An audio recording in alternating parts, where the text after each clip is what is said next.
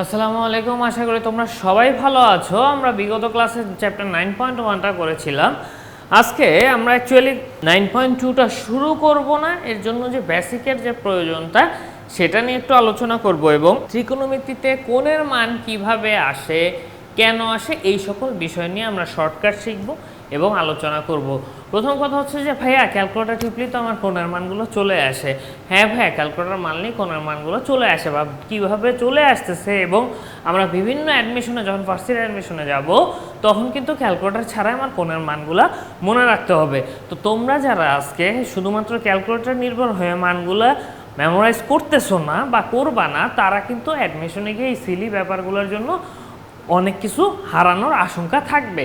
তো চলো কিভাবে সহজে আমরা ধরো হাতের 5টা আঙ্গুল দেখে ত্রিকোণমিতির কোণের মানগুলা শিখতে পারি। তাহলে আমরা প্রথমে একটা ছক এঁকে ফেলি।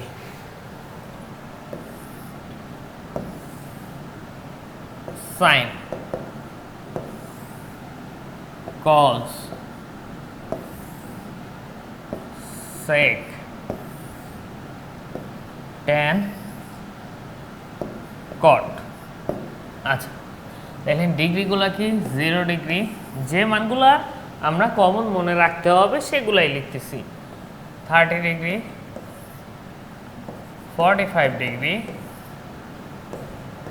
60 ডিগ্রি, 90 ডিগ্রি। আচ্ছা, চারটে এখানে থাকুক। এবার আমি তোমাদের শুরুতে বলছিলাম কি ভাইয়া, হাতের 5 আঙ্গুল দেখে আমরা কিভাবে বলতে পারবো। আমরা একটু বাম হাতের দিকে তাকাইলে দেখতে পারবো এই যে এটা কি 90 ডিগ্রি, এটার সাথে এটা 0 ডিগ্রি, এটা 30 ডিগ্রি, এটা 45, এটা 60, এটা 90। তাহলে আমি হাতের মতো করে আঁকি। তো দেখো এই আঙ্গুল আর এই আঙ্গুল, তারপর 30, এইটা 45, 60, এই তো 5 আঙ্গুল হলো। ওকে, প্রত্যেকটা আঙ্গুলের নাম দিই। 0, 1, 2, 3, 4। এতটুকু বুঝতে পারছি। দেখো হাতের 5 আঙ্গুল এখান থেকে শুরু হবে 0, 1, 2, 3, 4। এবার প্রতিটা সংখ্যাকে রুট ওভার করব।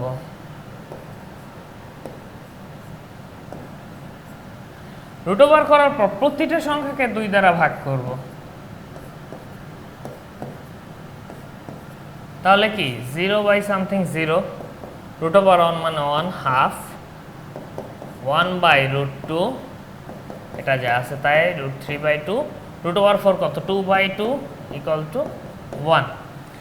তাহলে দেখো হাতের 5টা আঙ্গুল, জাস্ট এই নাম্বারটা মনে রাখো, 0, 1, 2, 3, 4। তাহলে ধরো আমি জিজ্ঞেস করলাম যে ভাইয়া 60 ডিগ্রি, তাহলে 60 ডিগ্রি কোনটা, এটা না? তাহলে 60 ডিগ্রির নাম্বার কত, 0, 1, 2, 3, তাহলে রুট ওভার 3 ডিভাইডেড বাই 2। ঠিক এভাবে আমাকে যেই মানটাই বলা হোক আমরা সেটা বলতে পারবো। এটা কিন্তু শুধুমাত্র এই যে লেফট হ্যান্ড সাইডটা শুধুমাত্র সাইনের জন্য। তাইলে একটু মজার ব্যাপার দেখো, কেউ যদি কোশ্চেন করে আমরা স্বাভাবিকভাবেই খুব দ্রুত যদি হাতের দিকে তাকাই, তাহলে সাইনের এটা কি 0 ডিগ্রি, এটা কি 30 ডিগ্রি, এটা কি 45 ডিগ্রি, এটা কি 60 ডিগ্রি এবং এটা হচ্ছে 90 ডিগ্রি। আমরা কি অনায়াসেই বলতে পারবো। তাহলে ছকে আমরা কিভাবে সাজাবো দেখি। তাহলে ছকে কি দাঁড়ালো, সাইন 0 এর মান কত, 0, 30 এর মান কত, হাফ, 45 ডিগ্রির মান কত, 1 বাই রুট 2,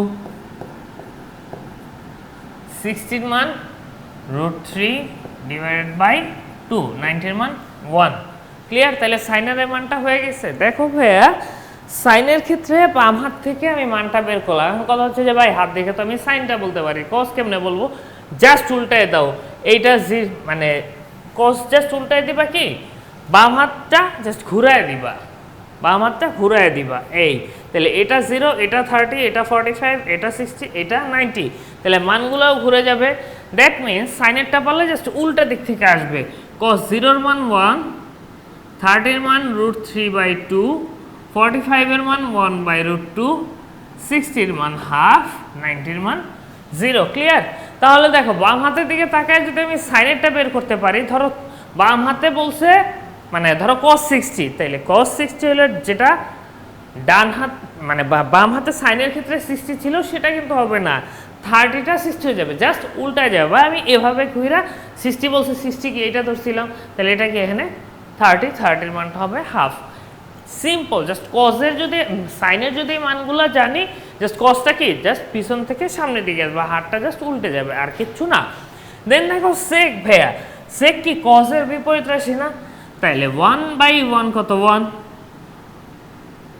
এটা কি 2/√3, এটা কি √2, এটা 2। এখন এটা কি হবে, something divided by 0 equal to অসংখ্যায়িত। কেন হয় অ্যাকচুয়ালি এটার জন্য আর একটা ক্লাস লাগবে তোমাদের, এটার উপর বেসিক ক্লাস আমি আরেকদিন নিয়ে নিব, এই ধরনের কিছু বেসিক কোশ্চেন অ্যান্সারের উপর। জাস্ট এতটুকুই বলি, something divided by 0 equal to undefined বলা হয় অথবা অসংখ্যায়িত বলা হয়।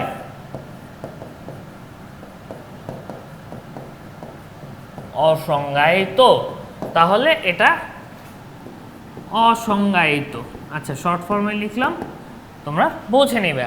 কোসেক কে সাইনের বিপরীত রাশি, তাহলে সামথিং ডিভাইডেড বাই 0 এটা কি অসংজ্ঞায়িত, এটা 2, এটা √2, এটা কত 2/√3, আর এটা 1/1 1।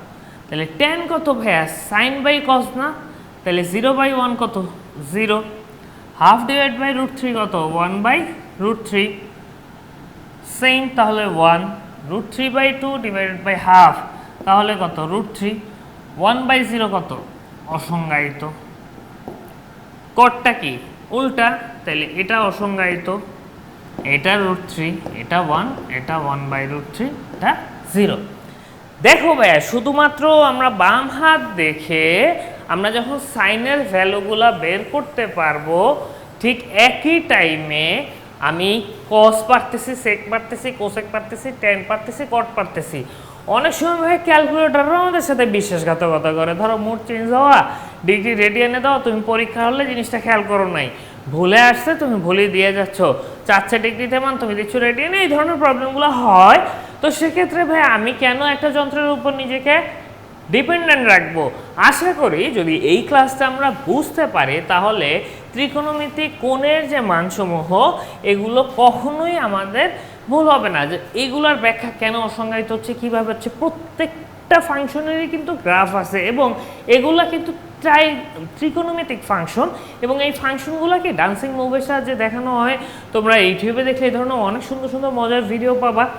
অ্যাকচুয়ালি এই যে অসংজ্ঞায়িতগুলো কেন হচ্ছে, এগুলো যখন তোমাদেরকে এইচএসসিতে ডান্সিং মুভ, দ্যাট মিনস এগুলো গ্রাফ দ্বারা বোঝানো হবে কখন বিচ্ছিন্ন ফাংশন হচ্ছে, অবিচ্ছিন্ন ফাংশন হচ্ছে, তখন অ্যাকচুয়ালি এই সম্বন্ধে খুব স্বচ্ছ ধারণাগুলো আমরা পাবো।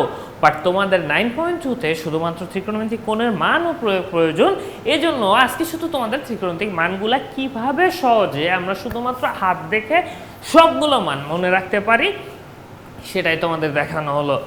আশা করি তোমরা সবাই ভালো থাকবে। আজকে ক্লাসটা অবশ্যই তোমরা উপভোগ করেছো। ইনশাল্লাহ পরের ক্লাসে এই চ্যাপ্টারে আমরা ম্যাথ নিয়ে আলোচনা করব। সবাই ভালো থাকো। আসসালামু আলাইকুম, আল্লাহ হাফেজ।